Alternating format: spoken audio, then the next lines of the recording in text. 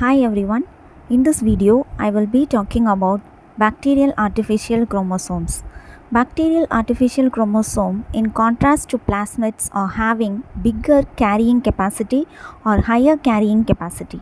So the carrying capacity, that means the size of the fragment or the gene of interest it can carry, is a kind of 100 kb to 300 kb, which is huge because plasmid's carrying capacity is less than 10 kb. I mean, if more than 10 kb is cloned in the plasmid would not propagate properly. In that respect, bacterial artificial chromosome has special design for cloning a very big DNA fragments. Now, let us quickly go about the features of bacterial artificial chromosome. Let any cloning bacterial artificial chromosome has a multiple cloning site which would have a selectable markers. Let's see the other sites, important features of bacterial artificial vector. Antibiotic resistance, which would work like us to understand, allow us to ensure that the bacteria only if take up this DNA fragment would grow, or otherwise it won't grow, because we would grow the bacteria in an antibiotic containing solution. Only the antibiotic resistant gene can allow the bacteria to grow, so that allow us to get rid of those bacteria which has not taken in plasmids to die. Now, for proper segregation of the plasmid, that is proper replication of plasmid, that is the origin of replication site, and there is an F plasmid PAR genes. This PAR gene is specifically important for, it is known as partition gene, that is important for segregation of bacterial artificial chromosome. Now, let's try to understand how these selectable markers work. So, the LAC-Z gene generally produce beta-galactosidase enzyme. This enzyme compete X-gal, which would create a colored compound.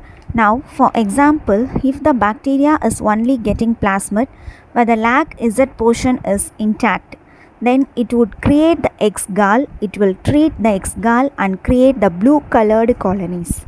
And the blue colored colonies would tell us the bacteria doesn't have any recombinant plasmids. In contrast, if the LAC-Z gene is destructed by the recombinant plasmid, the DNA of interest, that is we want to clone, then it would be destructed, and as a result it won't produce beta-galactosidase enzyme.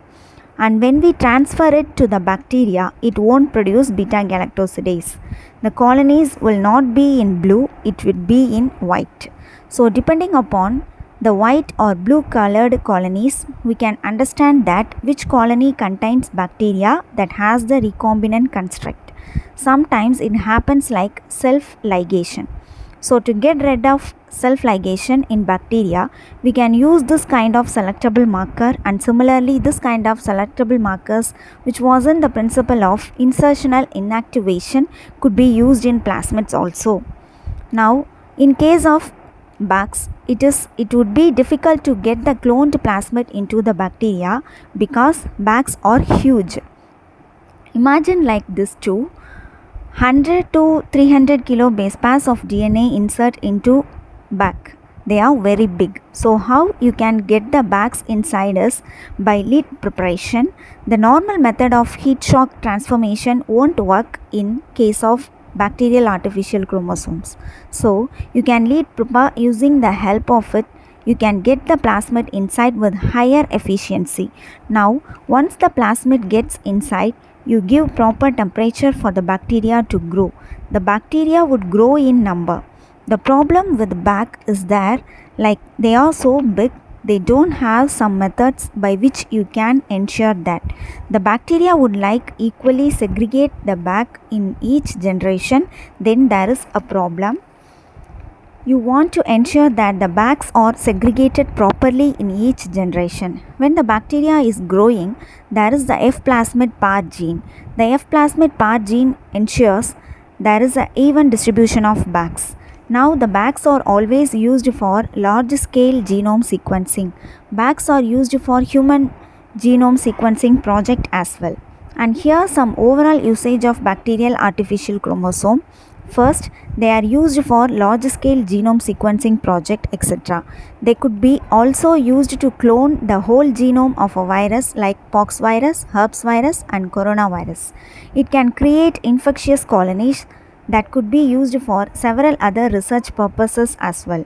Now, let's see a disease related gene, which is a big gene, can be even cloned, and it could be used to make a transgenic animal like transgenic mouse, and BAC could be useful vector in that aspect.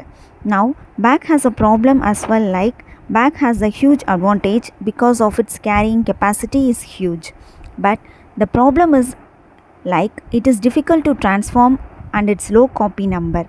The difficult to transform can be overcome by an electroporation method other than the normal transformation method. Now the low copy number can also be taken care by putting a second extra origin of replication V site. Now this ORI V site would generate multiple copies of BACs if the transacting factor known as TRF is present. So it would ensure the copy number of a BAC is maintained. In that way, you can overcome the existing problem of bacterial artificial chromosome. Thank you.